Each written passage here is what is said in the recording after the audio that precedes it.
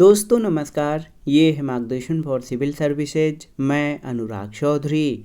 दोस्तों मार्गदर्शन जीके के आज के इस वीडियो में हम प्राचीन भारत के इतिहास से संबंधित महत्वपूर्ण कथन को कवर करेंगे जो आपके आगामी सभी परीक्षाओं के लिए बहुत ही उपयोगी हैं। तो आइए शुरू करते हैं आज का वीडियो।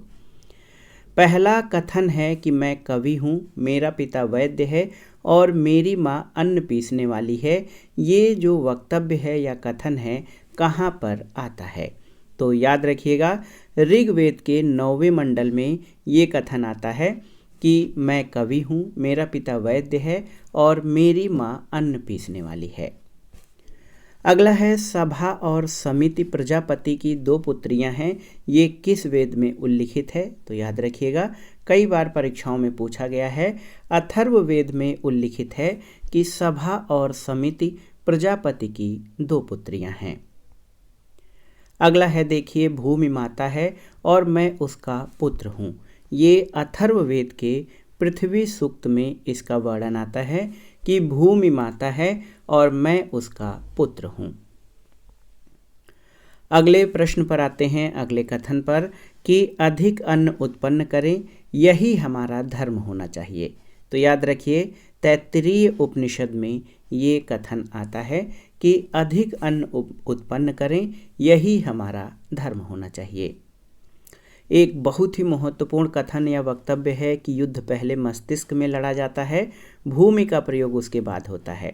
तो ये वक्तव्य या कथन अथर्ववेद में आता है। युद्ध पहले मस्तिष्क में लड़ा जाता है, भूमि का प्रयोग उसके बाद आता है, अथर्ववेद में वर्णित है। एक और देखिए, ब्राह्मण राजा पर आश्रित है और उसके पार्श्व में नीचे की ओर पीठासीन है, परंतु वह राजा से श्रेष्ठ है। ये शतपथ ब्राह्मण में उल्लिखित है। दोस्तों बहुत ही महत्वपूर्ण कथन है, शतपथ ब्राह्मण में उल्लिखित है कि ब्राह्मण राजा पर आश्रित है, उसके पार्श्व में नीचे की ओर पीठासीन है, परंतु वह राजा से श्रेष्ठ है।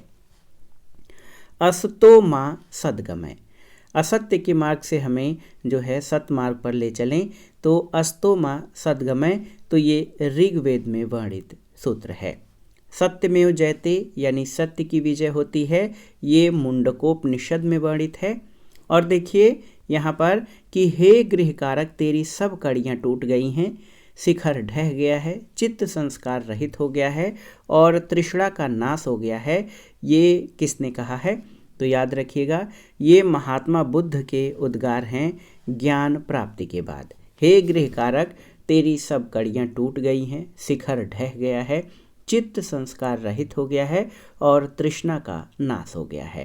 तो ये उद्गार ज्ञान प्राप्ति के बाद महात्मा बुद्ध के हैं। अगला है, यद्यपि यूनानी मलेच्छ हैं किंतु वे ज्योतिष के विद्वान हैं और इसलिए प्राचीन ऋषियों की भांति पूज्य हैं। ये कथन भारत के प्रसिद्ध ज्योतिषाचार्य और गणितज्ञ वाराहमिहिर का है। उन्होंने कहा है कि यद्यपि यूनानी मलेच्छ हैं किंतु वे ज्योतिष के विद्वान हैं, इसलिए प्राचीन ऋषियों की भांति पूज्य हैं। अगला एक बहुत ही महत्वपूर्ण कथन है कि सिकंदर आंधी की तरह आया और चला गया, परंतु भारत अपरिवर्तित रहा। ये कथन किसका है? तो प्रसिद्ध इतिहासकार विंसेंट स्मिथ का कथन है कि सिकंदर आंधी की तरह आया और चला गया, परंतु भारत अपरिवर्तित रहा। एक कथन है कि संपूर्ण प्रजा मेरी संतान है और मैं उसके सुख की कामना करता हूँ। ये कथन किसका है? तो दोस्तों ये सम्राट अशोक के प्रथम पृथक शिलालेख पर उसकी तरफ से वर्णित है कि संपूर्ण प्रजा मेरी संतान है और मैं उसके सुख की कामना करता हूँ। देव मैं क्षत्रिय हूँ, प्याज कैसे खा सकता हूँ? ये कथन किसका है? तो ये अशोक का कथन है रानी तिष्परक्षिता से। याद रखिएगा, रानी तिष्परक्षिता से वार्तालाप के दौरान अशोक का कथन है कि देवी मैं क्षत्रिय हूँ, प्याज कैसे खा सकता हूँ। अगला है, यवनों ने साकेत और माध्यमिका को रौंद डाला। ये कहाँ पर वर्णित है? तो याद रखिएगा, पतंजलि कृत महाभाष्य में वर्णित है कि यवनों ने साकेत और माध्यमिका को रौंद डाला। सभी संस्कार व्यय धर्म है, प्रसाद रहित होकर अपना अपना कल्याण करो। ये जो उपदेश है ये कथन किसका है? तो याद रखिएगा, कुशीनगर में महात्मा बुद्ध द्वारा दिया गया अंतिम उपदेश है कि सभी संस्कार व्यय धर्म हैं, प्रसाद रहित होकर अपना अपना कल्याण करो। अगला देखते हैं, हर्षवर्धन के खेतों की सिंचाई घंटी यंत्र की या तुला यंत्र द्वारा होती थी। तो ये कथन बाणभट्ट द्वारा हर्षचरित में उद्धृत है कि हर्षवर्धन के खेतों की सिंचाई घटी यंत्र या तुला यंत्र के द्वारा होती थी। हर्ष महायान बौद्ध धर्म का अनुयायी था और अन्य धर्मों का आदर नहीं करता था। ये किसने कहा है? तो ये हर्ष के समय में भारत की यात्रा करने वाले चीनी यात्री वेनसांग ने लिखा है कि हर्ष महायान बौद्ध धर्म का अनुयायी था और अन्य धर्मों का आदर नहीं करता था। अगला है बहुत ही महत्वपूर्ण कथन कि अनार्य यानी आर्य में शूद्र भी शामिल हैं, तो अनार्य म्लेच्छ और बर्बर ही दास बनाए जा सकते हैं। ये कौटिल्य के अर्थशास्त्र में वर्णित है। कोई भी व्यक्ति अपनी जाति से बाहर विवाह नहीं कर सकता था।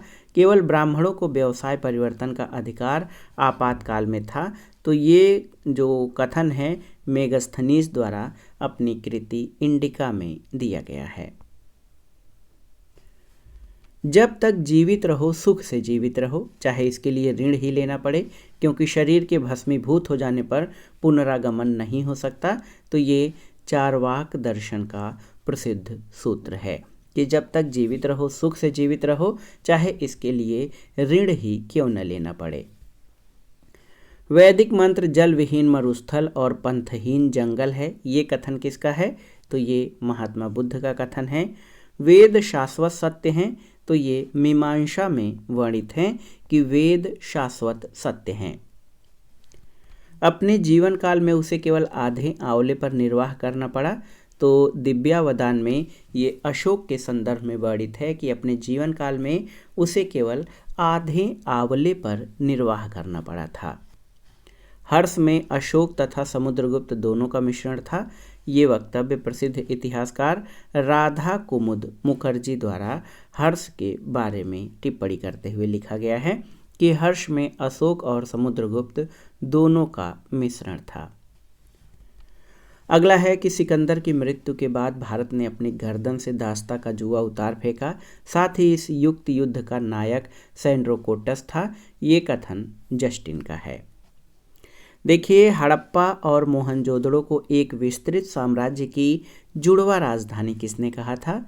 तो ये स्टुअर्ट पिगट का कथन है। याद रखिएगा, स्टुअर्ट पिगट ने हड़प्पा और मोहनजोदड़ो को विस्तृत साम्राज्य की जुड़वा राजधानी कहा था।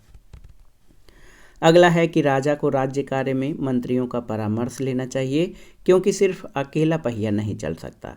तो अर्थशास्त्र में कौटिल्य का ये कथन है। क्षत्रिय वर्ण का व्यक्ति ही राजस्व का अधिकारी होता है, वहीं शूद्रवंशी राजा घृणा का पात्र होता है।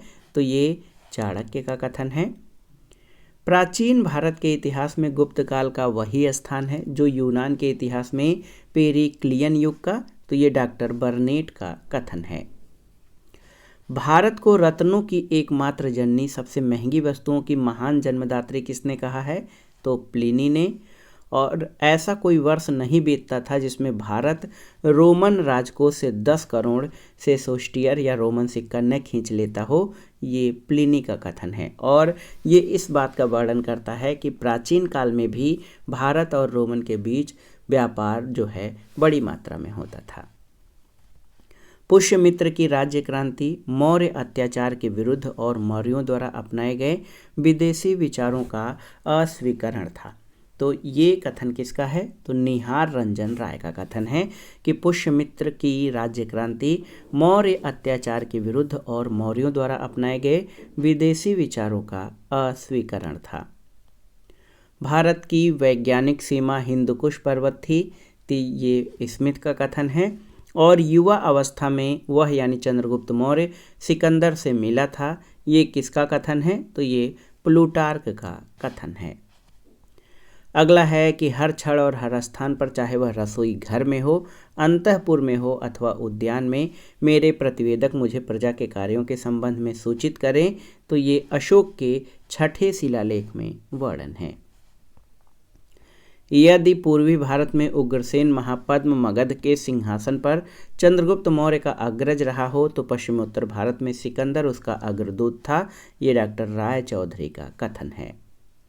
धम्म की कल्पना अशोक की निजी कल्पना थी, परंतु धम्म की बातें पूर्ण रूप से बौद्ध ग्रंथों से ली गईं। ये रोमिला थापर का कथन है। देवताओं का प्रिय धम्म विजय को सबसे मुख्य विजय समझता है, तो ये अशोक के 13वें शिलालेख में वर्णित है।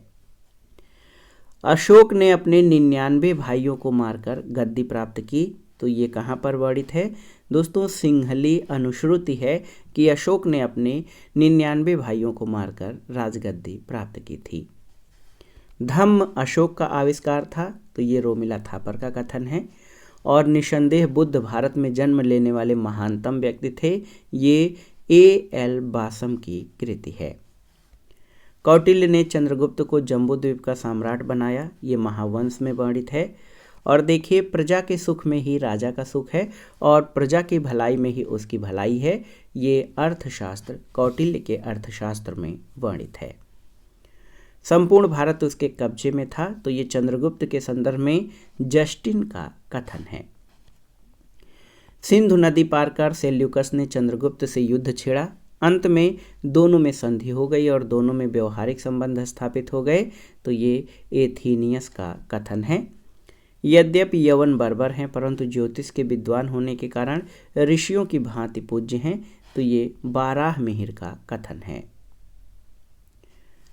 राजास धर्म व्यवहार और चरित्र से ऊपर है, तो ये कौटिल्य का कथन है। और चंद्रगुप्त मौर्य ने 6 लाख सेना के द्वारा संपूर्ण भारत को रौंद डाला, ये प्लूटार्क ने वर्णित किया है। संसार अस्थिर और क्षणिक है, ये महात्मा बुद्ध का कथन है।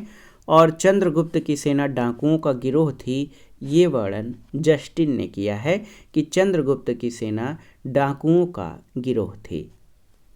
भारत का नेपोलियन समुद्रगुप्त के बारे में, समुद्रगुप्त को भारत का नेपोलियन किसने कहा है? तो A.V. स्मिथ ने। भारत में 7 जातियां हैं, ये मेगास्थनीज ने अपने इंडिका में वर्णित किया है। भारत में दास प्रथा नहीं है, ये मेगास्थनीज का कहना है। प्रकृति के नियम के अनुसार सभी वस्तुएं पृथ्वी पर गिरती हैं, क्योंकि पृथ्वी स्वभाव से ही सभी वस्तुओं को अपनी ओर आकर्षित करती है।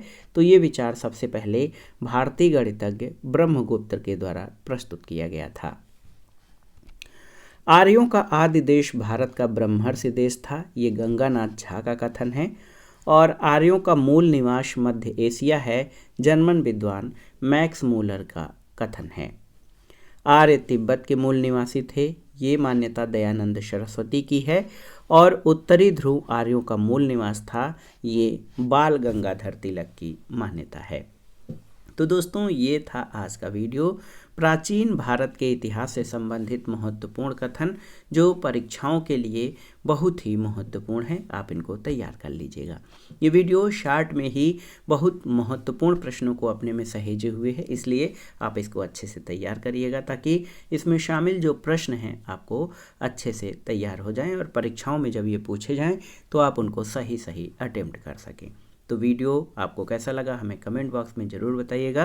वीडियो को लाइक करें, शेयर करें और इस चैनल मार्गदर्शन फॉर सिविल सर्विसेज को सब्सक्राइब करें।